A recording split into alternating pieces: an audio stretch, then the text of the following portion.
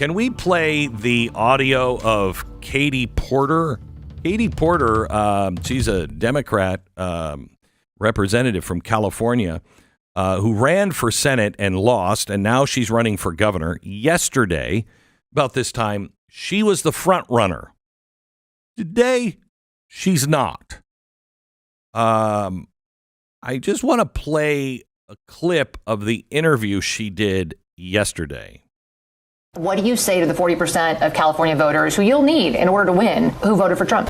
How would I need them in order to win, ma'am? Well, unless you think you're going to get 60% of the vote. You think you'll get 60%. Everybody who did not vote for Trump will vote for you. That's what you're thinking. In a general election? Yes. If it is me versus a Republican, I think that I will win the people who did not vote for Trump. What if it's you versus another Democrat? I don't intend that to be the case.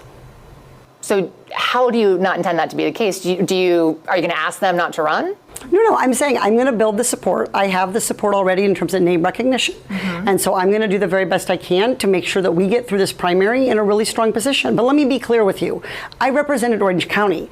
I represented a purple area. Mm-hmm. I have stood on my own 2 feet and won Republican votes before. That's not something every candidate in this race can say. If you're from a deep blue area, if you're from LA or you're from Oakland, you don't have an experience. But you just said you don't need those Trump voters. Well, you asked me if I needed them to win. So you don't think I feel like this is unnecessarily argumentative. What is your question? The question is the same thing I asked everybody, that this is being called the empowering voters to stop Trump's power grab. Every other candidate has answered this question. This is not correct. And I said I support it. So, and the question is, what do you say to the 40% of voters who voted for Trump? Oh, I'm happy to say that. It's the do you need them to win part that I don't understand. I'm happy to answer the question as you have it written, and I'll answer it. And we've also asked the other candidates, do you think you need any of those 40% of California voters to win? And you're saying, no, you don't. No, I'm saying I'm going to try to win every vote I can. And what I'm saying to you is that... Well, to those voters. Okay, so you... I don't want to keep doing this. I'm going to call it. Okay. Thank you. She gets up and walks away. You're not going to do the interview with us? Nope, not like this. I'm not. Not with 7 follow-ups to every single question you ask. Oh, God forbid. Every other candidate has answered. I don't care. Follow-ups. I don't care. I want to have a pleasant, positive conversation in which you ask me about every issue on this list. And if every question you're going to make up a follow-up question, then we're never going to get there. Ms. And Porter, we're just going to circle around. I am an investigative I have never reporter. had to do this before, ever. You've never had to have a conversation with to end a an reporter? interview. Okay, but every other candidate has done this. What part of I'm me? I'm running for governor because I'm a leader. So I am going to make... So you're not going to answer questions from reporters? Okay, why don't we go through? I will continue to ask follow-up questions because that's my job as a journalist, but I will go through and ask these, and if you don't want to answer, you don't want to answer. So nearly every legislative... I don't want to have an unhappy experience with you, and I don't want this all on camera. I don't want to have an unhappy experience with you either. I would love to continue to ask these questions so that we can show our viewers what every candidate feels about every one of these issues that they care about. And redistricting is a massive issue. We're going to do an entire story just on the responses to that question. And I've asked everybody the same follow-up question. Didn't go well. Wow. Didn't go well. Somebody who is, she kind of even says it. She's never had to deal with follow-up questions before. No. What an amazing, we sometimes don't appreciate what a great life it must be on the left. Oh, I've thought about that a lot. Oh my God, you never have to deal with anything. No one ever asks you a follow-up. No one ever pushes you on anything. You just say whatever you want and everyone just walks away as if it was the greatest thing of all time. That must be so much fun. I mean, you know. You'd be so intellectually weak. So intellectually you see it there. She asks one minor follow-up question that isn't adversary at all, and she pulls the plug on the interview. I'm not going to do this. I don't want all this on camera.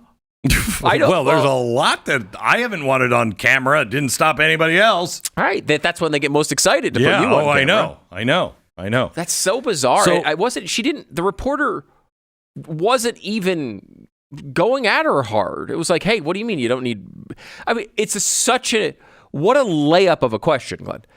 No offense, but it's like, do you need the 40% of people Trump voters to win? You say, well, I want to get as many of them as I can. And of course, I want to get as many voters as I can, but I'm going to stand on my principle, blah, blah, blah, blah, blah. Like any competent politician, that's not even a follow-up question.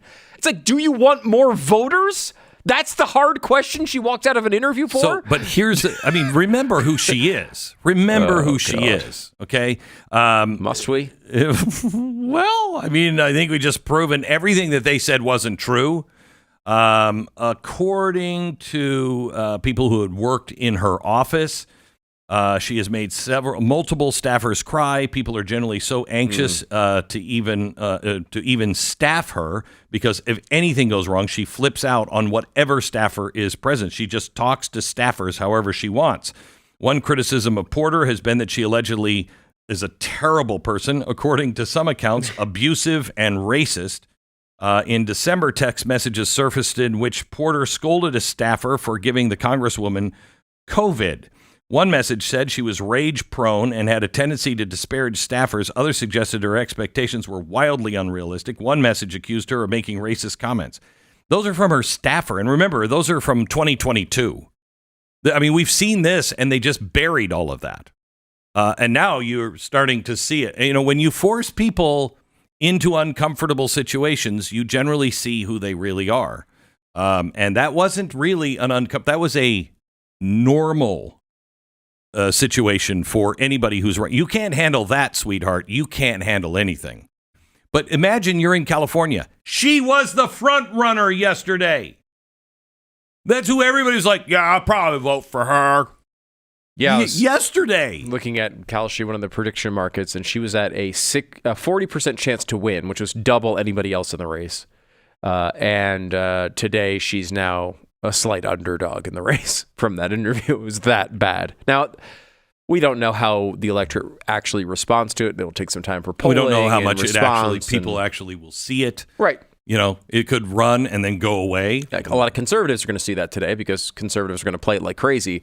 Will people who might actually vote for her see it is a totally different question. How do we, we watch NBC, CNN. We have MSNBC on us, in front of us all the time.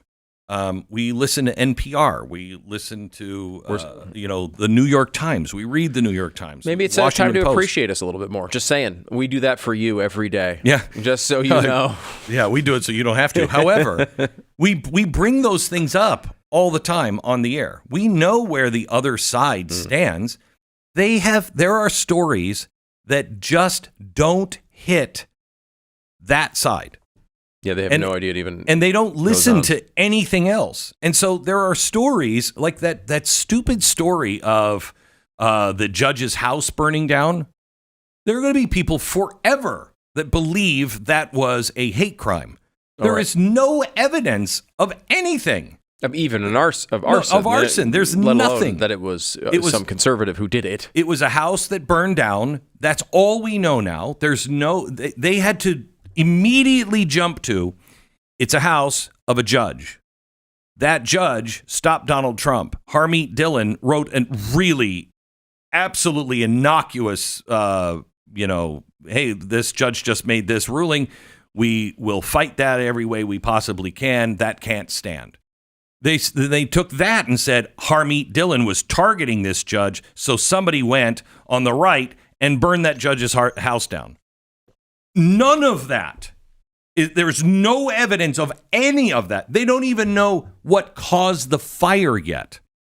And I'll bet you're going to find out that it wasn't arson. It was just a normal fire. It was 11 o'clock in the morning. It was just a normal fire. The house burned down. It was a tragedy. Glad that nobody was hurt. Well, her husband was hurt in it. He had some broken bones and stuff as he tried to get out of the house.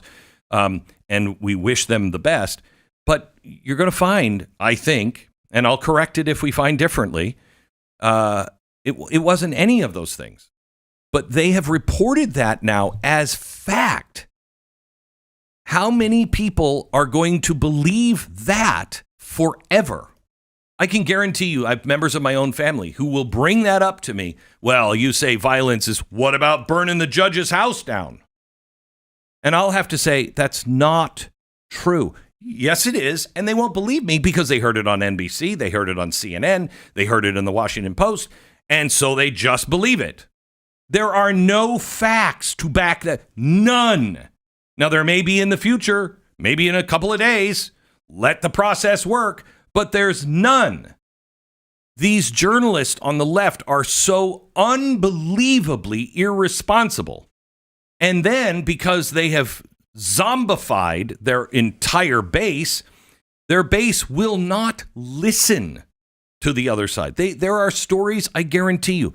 Think about how many people are going to believe from here on out that Charlie Kirk was either killed by a Jew or somebody in his own camp, or it was a left-winger. It was a Donald Trump MAGA killer. Because that's what they said.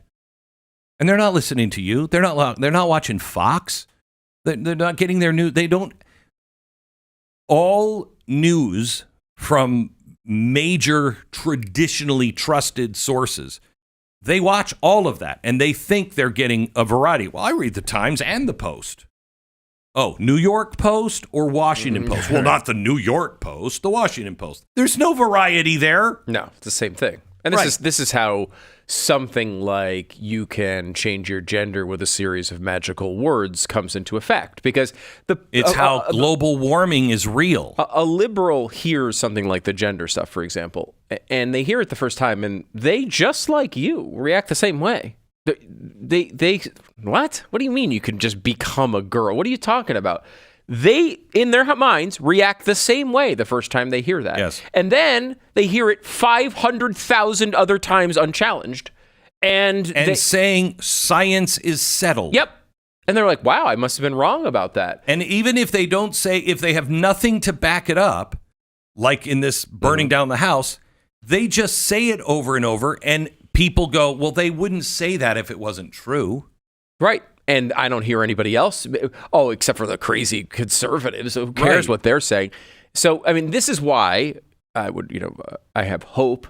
Again, there's a lot of work to be done. She's got a difficult job, but I have hope for the Barry Weiss situation at CBS News. Me too. It would be great if there was just an organization out of all of the ones that exist that just comes out and gives you fair, balanced stuff. Now, I know Fox does that, but they're seen more as a conservative network, obviously. But their slogan for years was fair and balanced. And it was seen by the people who watched it and watched other networks as the most balanced. When we were there, I remember that. I think it was 30 or 40% of the audience was Democrat. Yeah. So there's plenty of people who will actually go and read and listen to other things. But it's not particularly common, and I don't know what might happen is if the coverage by Barry Weiss over at CBS is quote unquote too fair, they will they'll just be seen as a right wing network and be dismissed again. That's how they'll make them. And by the way, congratulations! I was so glad to see GLAAD and everybody else, LGBTQ, come out and celebrate Barry Weiss getting that position, smashing another glass ceiling. Glass ceiling. Yeah, it is amazing what can be done. Too much fanfare. It really was. I was overwhelmed. It really was. I mean, I'm like, okay, yes, it's a first, but I mean, do we have to make that big of deal out of it? Yeah. Or did you hear anything? I didn't hear one word about it. Not one word of celebration. Word. No. No one came. Again, this is a person who founded the Free Press with her wife. It was just bought by a major media organization for 9 figures, and she's now the editor-in-chief, or editor-in-chief of CBS News. No flowery discussions about her sexual preference? No. Her sexual orientation? Right. And she's not even conservative. No, she's not. She's not. She's just fair. She describes herself as center left. Right. And this is how desperate we are in the right. We're like, wait, someone who's center left and actually it kind of means something with her? Like she will actually say, because sometimes conservatives are right on stuff. We're like, fine. We're not even asking look at how desperate we are, but look at the other side. How authoritarian they are on the other side. You can't even say occasionally they get it right. No. Nope. Never. Never. And we're the authoritarians?